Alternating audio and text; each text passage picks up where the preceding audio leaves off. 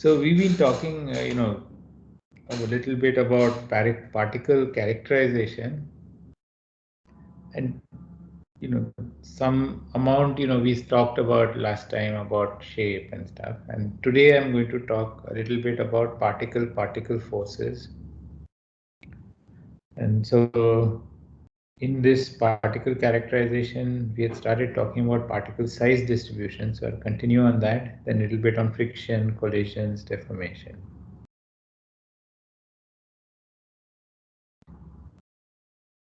So we've seen that if you want to characterize shape, one way to do it is through sphericity, and the other way is through this harmonic analysis. I've put whatever lecture notes that I was using, I've put them on the on the net.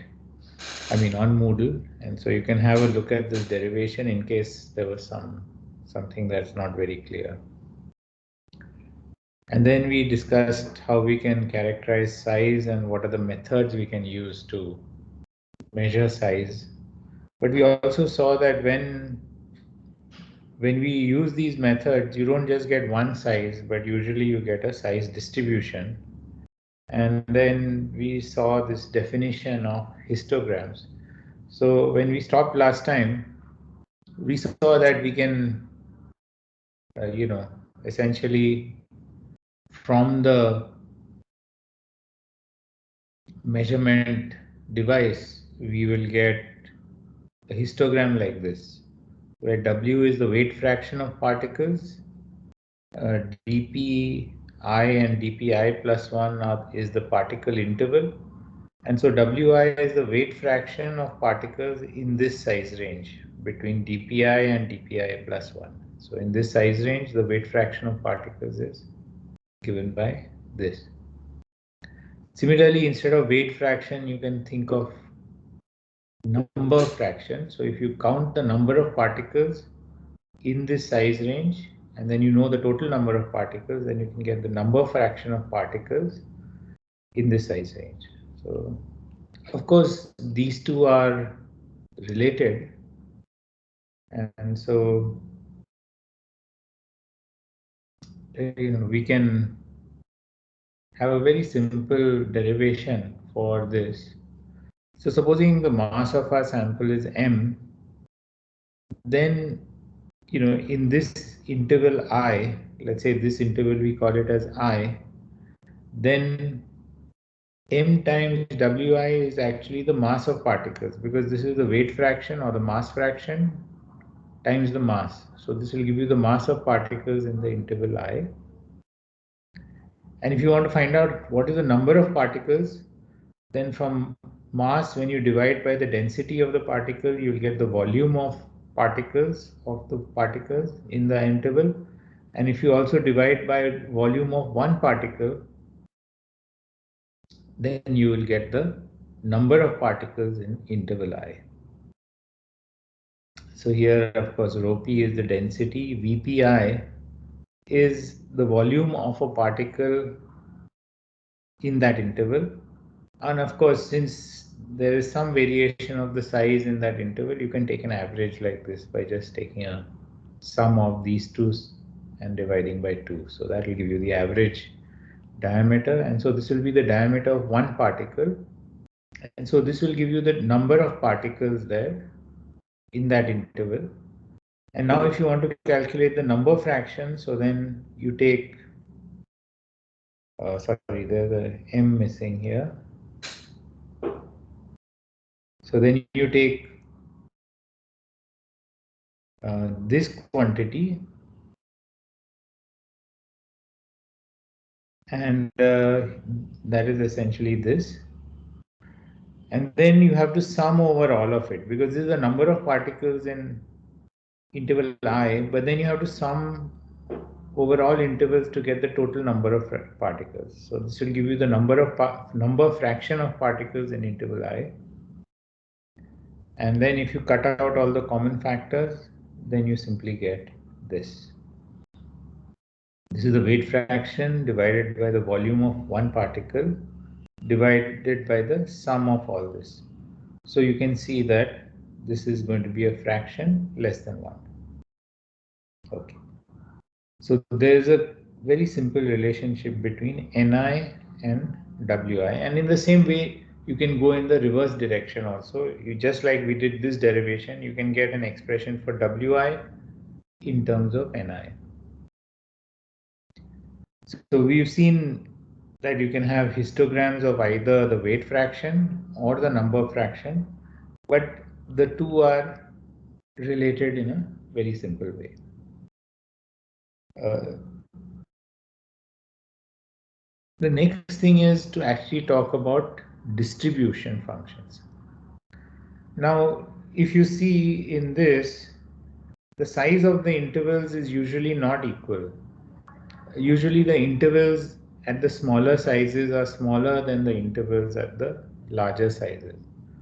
So, so this is a problem because it says, okay, weight fraction, but the interval is smaller. So how do you actually get a, sort of, if you use a different set of intervals, the shape of this would be entirely different. So instead, you can use a distribution function or a density function in which you take the weight fraction and divide by the width of the interval. So dp I plus 1 minus dp I, that is the width of the interval. And so when you divide this by this, then you will get a function f, or fw in this case, which is then independent of the size of the intervals that you choose. And this function will look the same no matter what is the size of interval you take. And similarly, you can define for the number fraction as just f of dpi. So here this is fw, this is f. And so this is what you'll get. So that's the number fraction divided by the interval. So this is the size distribution function. And in physical terms, if you see this, this actually has units of 1 by length because this is a fraction, so it's dimensionless. And then here you have a distance interval, so the units of f are 1 by length. And so what is the physical meaning? So if you have fw, then you say fw of dp multiplied by d of dp. This will give us the weight fraction of particles. Now, since we have multiplied by a distance, so then this is again dimensionless and it's a weight fraction of particles which are in the size range dp and dp plus d of dp. That's why that is this interval. And similarly for the number fraction, we'll get this is the number fraction of particles in this size range. So that's the next step. And usually it's good to express your size distributions in the form of either number or weight size distributions rather than histograms. Now, in general, when you are doing practical things, what you'll find is that the distribution shape can be quite complicated, and you can have unimodal, which has only one peak, or bimodal, which has two peaks, or even trimodal distributions. And very often this depends on how you have prepared your sample, whether you have ground it or whatever. And also it sometimes if you have taken mixtures of different with different size distributions, then you can get this type of behavior. So this is one way of characterizing your distribution. What are the number of peaks? If there's one peak, it's unimodal, two peaks bimodal, and three peaks means it's trimodal. And then sometimes if you have unimodal distributions, you can characterize them as symmetric, in which case on both sides, I've not drawn it well, but on both sides of this, the shape is the same, then it's called symmetric. Or it could be sometimes skew symmetric, in which case, if this is the mean, then, the peak may be on one side or the other. So this is just some qualitative characterization of distributions. And then, if you have the distribution, then you can calculate different kinds of average diameters. So here I have shown some of them. So for example, the number average diameter, remember f is the number fraction over here. So dp into f will give you the number average diameter. So it's like you count all the particles and you add up the diameters of all the particles and you divide by the total number of particles. That is the number average. And this is what this integral will give you. We always write 0 to infinity. What is meant here is go from the minimum size to the maximum size. And similarly, you can have a surface mean. So instead of dp over here, you have dp squared times the f of dp times dp. Remember, this is the number fraction in the size range d and d plus dp. So when you do this integral, it will give you a diameter. So since you multiplied, so this quantity is dimensionless. You have done this by square of the diameter. So you have to take the square root to get a diameter. So this is the surface mean diameter. And similarly, this is the volume mean diameter. And this is raised to the power of 1/3. And finally, there's often a sorter mean, which is also referred to as D32, which is the volume mean cubed divided by the surface mean squared. Again, you'll see that the ratio of these two will give you a unit of dimension. So once you have the distribution, then you can calculate various kinds of averages, and they may be useful in different applications.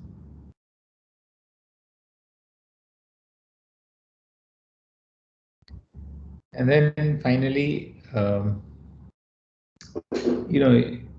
it may be sometimes good to express your distribution as a cumulative distribution. And so we can define an oversize, fraction oversize.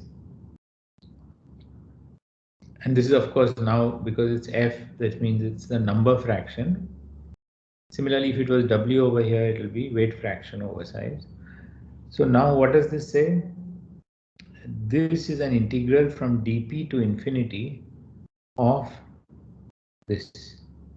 So in other words, if we look at it graphically, what we are saying is, supposing we had a distribution like this, where this is dp and this is f, then what we are calculating is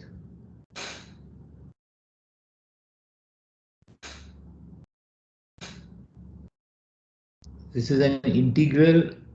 That means it's an area under the curve, and we are calculating the area integral from, let's say, some point dp. Oops, sorry. We're calculating the integral. That means we want the area from some point dp to infinity. So let's say we're calculating this area, where this is our value of dp. So what this tells us is this is nothing but the fraction of particles which are larger than dp. And similarly, we could have taken the integral just from 0 to dp. So then this will give us this area, and this is called the fraction undersize, and it's the fraction of particles which are smaller than some size dp. Okay, and you'll see in this integral you're going from dp to infinity, but this variable is a different variable. It's called dp prime. So this is what the cumulative distributions are.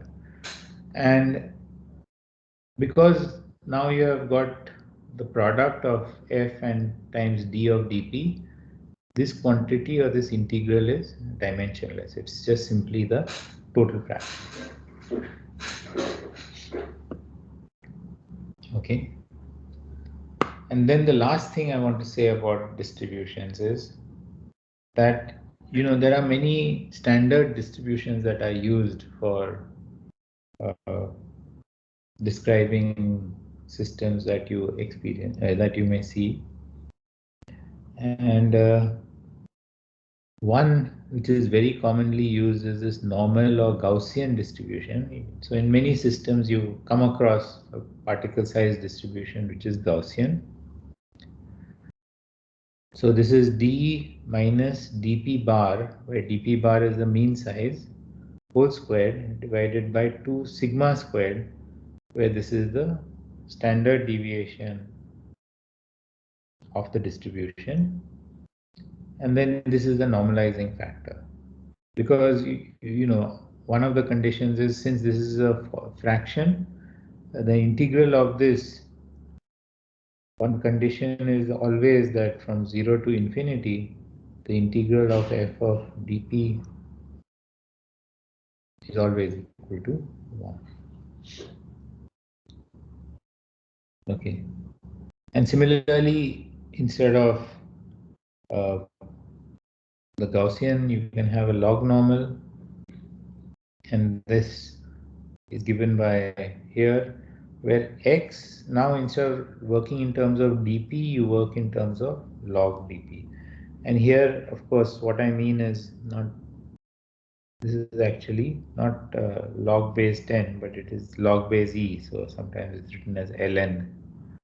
So x is just equal to ln of dp, and x bar and sigma are now sort of parameters of this distribution, and you can say that x bar is just equal to ln of dp bar, and sigma is just the standard deviation when you are working in terms of, I'm sorry, not x bar, yeah, x bar here. So this is another theoretical distribution. And finally, there's another one which is called Rosen-Ramler. So, if you look at what this distribution Gaussian looks like, this standard bell-shaped curve.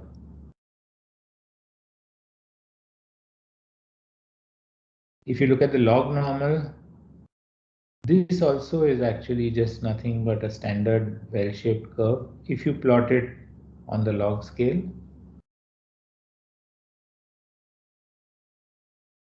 But if you plot this on versus dp, then what you'll find is that it won't look like this, it will be skewed. And this one is a sort of more general distribution, and you will get, depending on the value of n, you will get different degrees of skewness.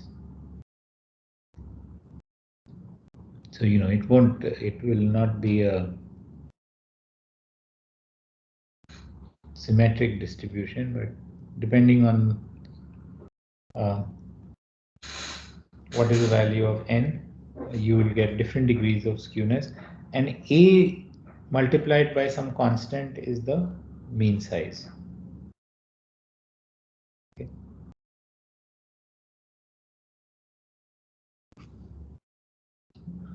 Okay. So this is what I had to say about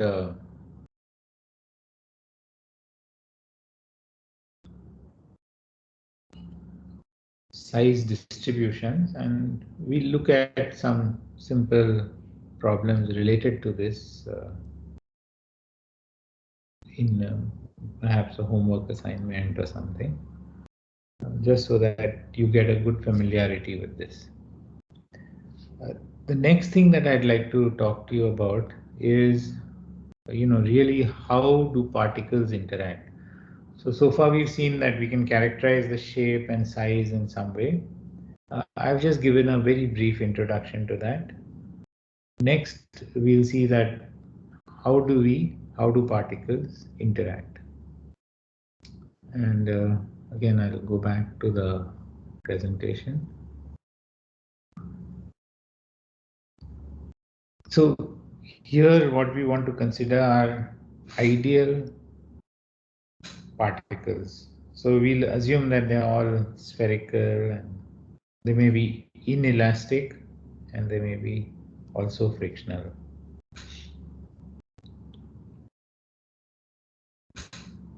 So what are the forces that act between these particles? So first, let's just look at this force of friction. So this is actually a force which resists tangential motion. So if two particles are pushed together with a normal force N, and then you try and push one of them tangentially, then there is a resisting force in the opposite direction, which is called the force of friction. Now, friction is quite a strange sort of force.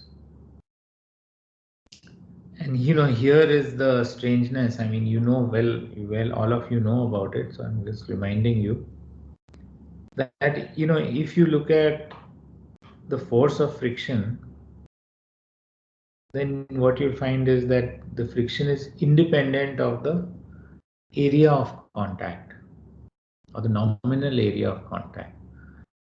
So it doesn't matter, how flat this surface is or whether this is a very, small contact or a large contact, the force is independent of that. And that is one thing that is very strange.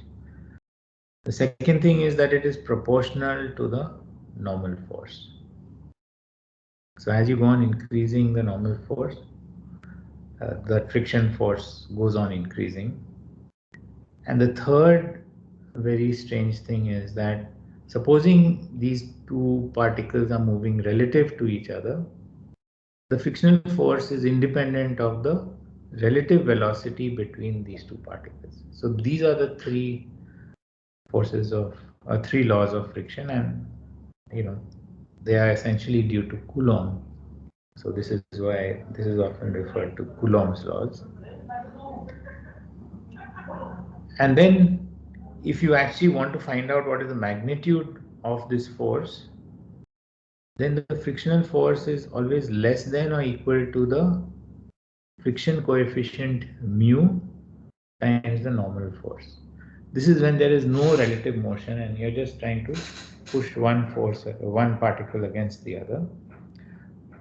And so, depending on how much force you apply, there will be an equal and opposite resisting force of friction.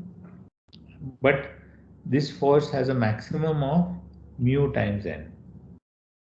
Once you exceed this force, then the contact starts sliding, and then the force is simply given by a different coefficient of friction times the normal force. And so here mu is called the coefficient of static friction, and mu d is called the coefficient of sliding friction, and in general mu d is less than mu. Okay, so this is something that you would have come across in school physics, but just to remind you. So, if you just sort of see what are the consequences. Well, supposing you have a block of wood on a surface and you're pushing it, since the weight is the same, it doesn't matter whether the block of wood is vertical or horizontal in this way. The force of friction is the same in both cases. Similarly, the plowing speed doesn't really depend on the speed. So, you can have a tractor moving at quite a good speed and a bullock moving at a slow speed. But the friction will just depend on what is the normal force being applied, and not on how fast you are going through. So let me now just give a very sort of superficial and simple idea of why some of these things happen. For example, why is the ratio of frictional force to normal force a constant. That is, why is F by N just a material property? So, in other words, what is happening at the microscopic scale? So, if you just look at two surfaces in contact with each other, well, it looks like they're just two flat surfaces that are touching. So it's just like one plane on the other. And then you say, okay, this is the area of contact. But if you really look closely, then both the surfaces are quite rough. And so if you look magnify it to a great extent, then each surface is something like that, and the other one is also like that. And so there will be a large number of contacts, and then there will be large number of sort of vacant spaces. So even though this surface area is A, the actual area of contact between the two is actually much less, simply because the surfaces are not smooth, but they have this kind of roughness at the microscopic scale. So maybe this peak will touch, and maybe these peaks will touch, or something like this. So the contact happens at only a few points on the surface. And now the the thing is that what we can imagine is that there will be, let's say, if you have this area, then suppose that there are not, it's not like fully in contact, but there are a number of contact points, like shown. One example of a contact point I'm showing over here. And there are n such contact points if you look at the entire surface. And this, let's say, there are n contact points per unit area. And let's suppose the area of the contact is A, and S is the nominal surface area. So maybe I should have not put this as S. I should put this as S. S is the contact area between the two. Okay, so if you look at the total area of these contacts, so the total number of contacts, since n is the number of contacts per unit area, so n times S will give you the total number of contacts for the whole surface. And then A is the average area per contact. So if you multiply n into S into A, that will give you what is the area of all the contacts added up. And in general, this area A is going to be much smaller than the nominal area S. So what happens? Well, if you look at what is the pressure at a contact, that will just be the normal force being applied divided by the area of the contact. So the pressure is not P divided by S, which is the total area, but it is, I'm sorry, it's not N divided by S, which is the total area, but it is N divided by A, where A is the actual area of contact.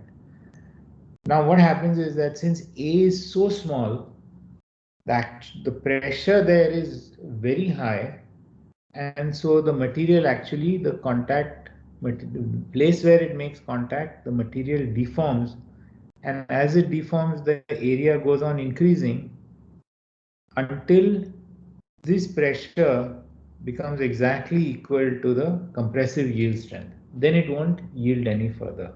So that's why, because this area is so small, the pressure is very high, and it's high enough to deform the material. But when the material deforms, this A increases until this is exactly equal to the compressive yield strength. And the same thing happens for the shear force as well. And so you get this equal to the shear yield strength. And as a result of this, you can say that if you look at the pressure divided by the shear stress, which is the same as F divided by N, or sorry, the F divided by N, that is the shear stress divided by the pressure, is just going to be the shear strength by the compressive strength. And that is just mu, which is a material property. So this is a sort of crude explanation of why, this friction has such strange properties. Not a complete explanation, but at least a first step in that direction. And of course, you can do much more detailed analysis. So that is about friction. The second thing is about collisions. Now, supposing you have a particle and you drop it onto a hard surface, and so the particle velocity will increase, and then when it hits this surface, let's suppose that the velocity is v0. So when after it collides with this surface, what will happen is that the velocity will reverse and the particle will go up with a different velocity v1, and this v1 is always going to be smaller than v0 because some energy is lost in the collision, and this ratio of the two velocities is called the coefficient of restitution. Again, something that you would have learnt in physics. So this coefficient of restitution is a dimensionless number. It's a property of a material, or property of the two materials, you can say. And it's a measure of how much energy is lost during the collision. And because of this, coefficient of restitution is always less than 1. So when the particle comes with a velocity v0, it goes out with a velocity v1, which is less than v0. And it's always in the opposite direction, so you have a minus sign there.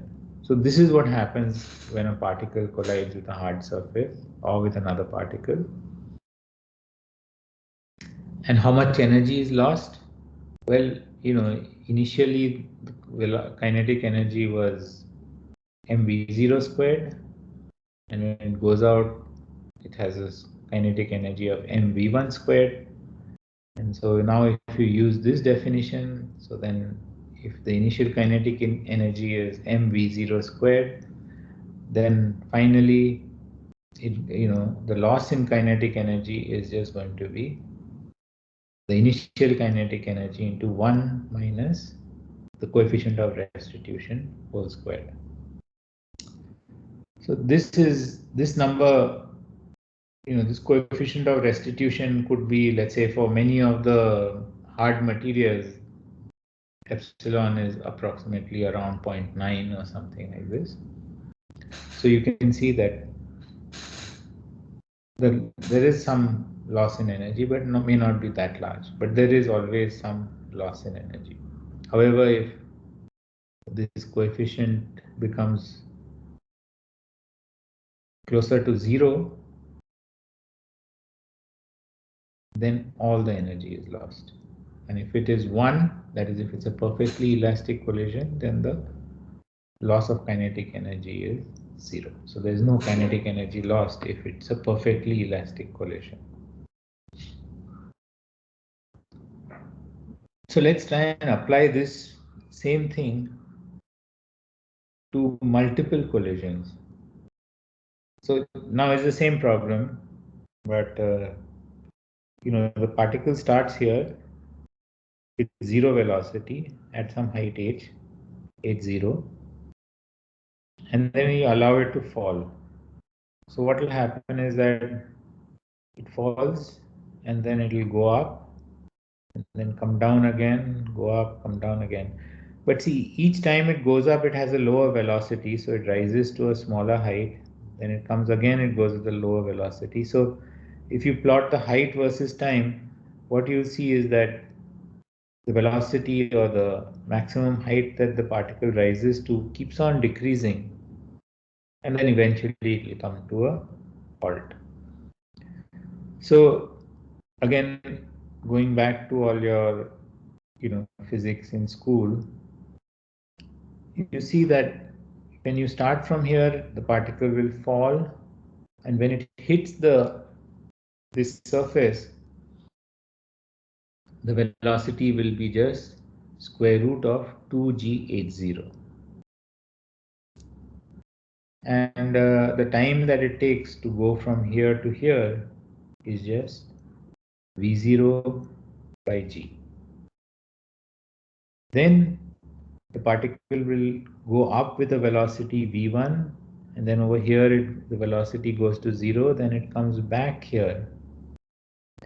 But we know that because this collision is inelastic, v1 is just going to be epsilon times v0, and t1 is just going to be, now it won't be just v0 by g, it is 2 times v1 by g, because it goes up and then comes down. So that's what you get. But now you can substitute for v1, so that's just v0 by t.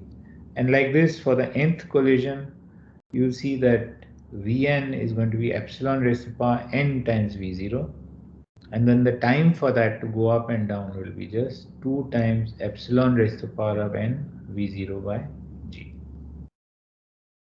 So, so for each one we can calculate the time. For the first one it is just v0 by g, because it comes down like this. For the second one it is 2 times v1 by g, which is this, and that can be written as 2 epsilon v0 by g.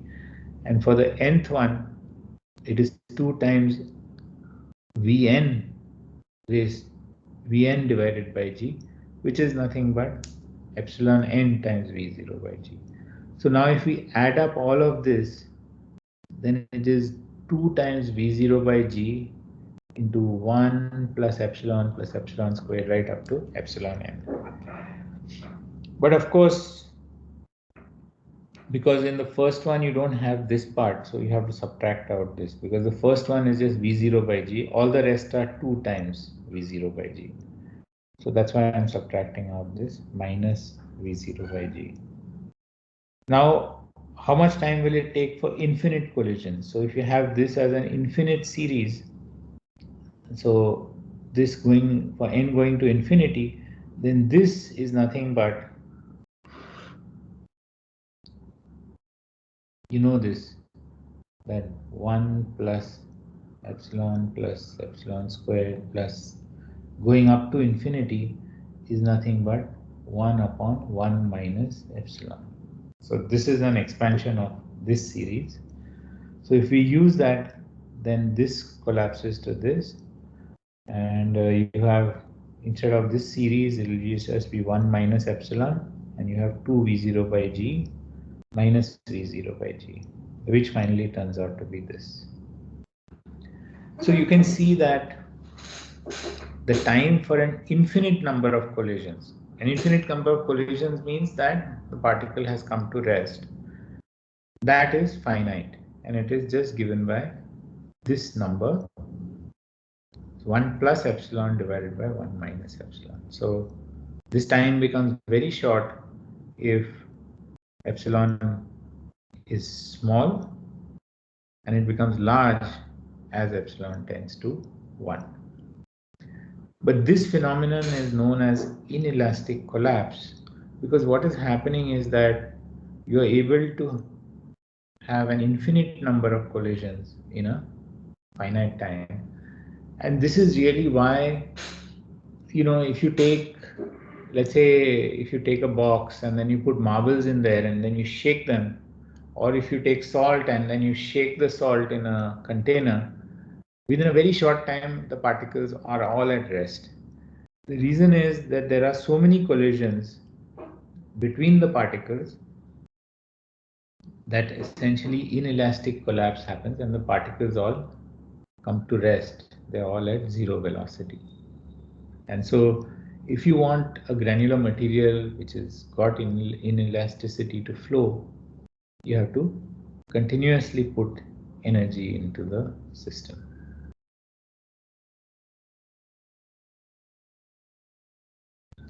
So that was collisions between particle and a wall. We can similarly look at what happens to collisions between two particles. And here I am trying to do the derivation for particle of mass m1 colliding with a particle of mass m2. The velocity at the point of collision is v1 and v2, and then after the collision the velocities are v2 star and v1 star. So now what are the conditions for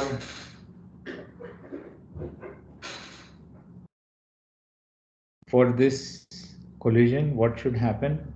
So there are four things I want to tell you about. And remember, here we are taking particles that are frictionless, so we are not right now bothered about the angular velocities. The angular velocities can be anything, they will remain the same since there is no friction. So in this case, what should happen is the relative normal velocity, the velocity that is normal to the line or to the point of contact, that velocity will reverse, and it will reduce by a factor epsilon, and the tangential velocity will remain unchanged. So for example, in this case, v1n is the normal velocity for particle. Sorry, yeah, I've done some little bit of garbad over here. This should be m1 and this should be m2. So this one is for particle 1. So this is the normal velocity component. So this is the v1. This is the normal component of the velocity, and this is the tangential component of the velocity. Similarly, this is the normal component of the velocity v2 and tangential component of the velocity v2. So this is what we get. The difference in the normal velocities is the relative normal velocity. And then here similarly we'll get the difference between the normal velocities after collision, v1 n star, v2 n star. So this difference should be equal to minus epsilon times this. So this says that the relative normal velocity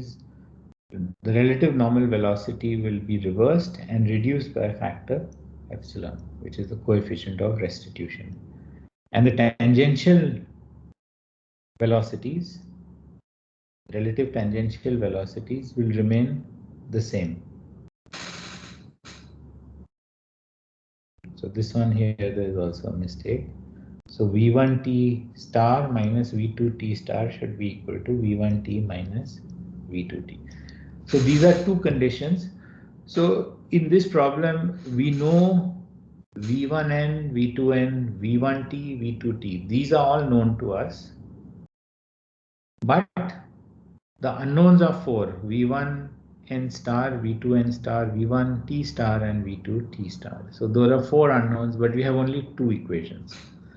And so we need two more equations, and that those come from the linear momentum balance, which says that both components of the linear momentum is conserved. So the momentum in the normal direction before collision is m1n, m1 into v1n plus m2 into v2n. That should equal to the momentum after collision, that is m1 into v1n star plus m2 into v2n star. So this is one component of the momentum balance. And then in the tangential direction, similarly, we have for m1 times v1t, m2 times v2t, and that will. So we can call this as the Pn as this. So now these quantities are all known. So Pn is known and Pt is known, but these quantities are not known. So now if we combine equations 2 and 4, what we find out is that for this and this to be satisfied, we must have that the velocities in the tangential direction remain the same. So v1t star is equal to v1t and v2t star is equal to v2t. So two of the unknowns we have found out by combining this and this. And the other two unknowns we can find out by combining 1 and 3. And what we get from there is that V1 n star is just given by this. And once we know V1 n star, then we can easily get V2 n star from 3 in a similar way. Okay, so I just wanted to say what is the principle for calculating the velocities in a collision. One is that you apply this condition that the tangential velocities remain unchanged and the relative normal velocities will be reversed and reduced by factor epsilon. And then the linear momentum balance must be satisfied. So using these principles, you can easily find out what will be the velocity of a particle after collision. Now, things would be much more complicated if there was friction, because in that case, when you have friction, then you will have also to worry about omega 2 and omega 1.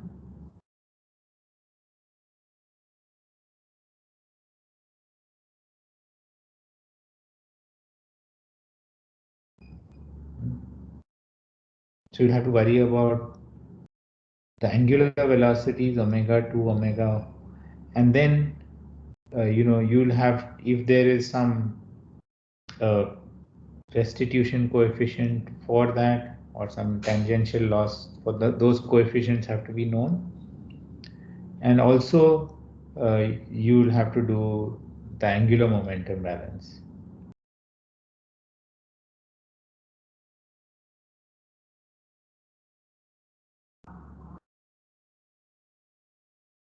So those things will give you again not only the velocities but also the angular velocities and how they change after the collision. So that, I mean, that is a somewhat longer derivation, so I'm not going to go into that. And the final thing that I want to tell you about is deformation of particles. Now, particles are extremely hard. Usually most of the things that we deal with, like, steel or glass or whatever, most of the things like salt, they're very hard particles. So they deform very, very little. But, when we are looking at uh, collections of particles and so forth, if you want to calculate what is the force between the particles, then we have to know what is the deformation. And one model which is very well established is called the Hertz model, and that gives us how two particles will deform. And the way that the model is formulated is in terms of a parameter called alpha, and this is really shown over here, that what we imagine is based on the distance between the centers. Let's say x1 is the position of particle 1 and x2 is the position of particle 2, then x1 minus x2 with a modulo sign, this is the distance between the centers of the two particles. And let's say d is the diameter of each particle. Then if the particles are just touching, then this will be equal to this, that is the distance between the centers will be equal to diameter and alpha will be 0. However, if d becomes greater than the distance between the particles, what it means is that the particles are overlapping, and 2 alpha is the amount of overlap that happens. And here we are looking at the overlap divided by 2 alpha. So what Hertz showed is that, if there is a certain overlap alpha, then the potential energy is simply given by k into alpha raised to the power of 5 by 2, when this k is related to the diameter, to Young's modulus, and the Poisson ratio. So this is a continuum mechanics derivation, where it takes into account the fact that as the particles deform, the area of contact also increases, and as a result, you get this type of nonlinear behavior. And once you know what is the potential energy for the deformation, then it's easy to calculate what is the force, because force is nothing but minus del epsilon s by del alpha, and so you get essentially minus 5 by 4 k into alpha raised to power.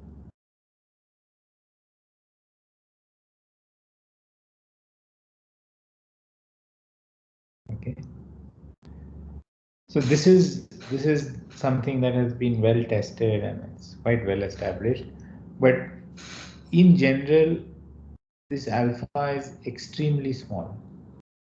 It's very, very small, this compared, I should say alpha by b. Alpha has got a unit of length.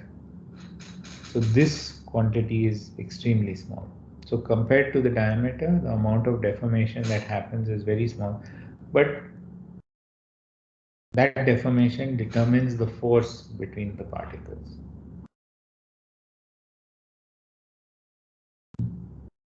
And so this actually completes what I had to say about uh, one set of interactions between particles. And in the next class, I'll do a simple example in which I'll try and calculate what will be the time for a collision. So, when we did this derivation, we didn't talk about the time for a collision. Here we assume that the collision is instantaneous, that it takes zero time. But if particles deform, as it's over here, then what happens is that the particles, they will first touch, then they will deform to a maximum extent, and then there will be a force separating them because of the deformation. So there is this force that will be acting which pushes them outward, and that force will continue to act as long as this alpha is positive, and they push the particles apart. And so the particles will come in with a certain velocity, they will come to a maximum deformation, then the deformation will reduce and then eventually go to zero. So that will be the entire collision. And this whole thing takes a finite time. And here, using this potential energy from Hertz law, we can easily calculate. So we have the initial kinetic energy, and then this is the kinetic energy, the potential energy due to deformation. This is the kinetic energy due to deformation. And if we equate them, then we can actually calculate what is the time of a collision. And this I will do in the next class.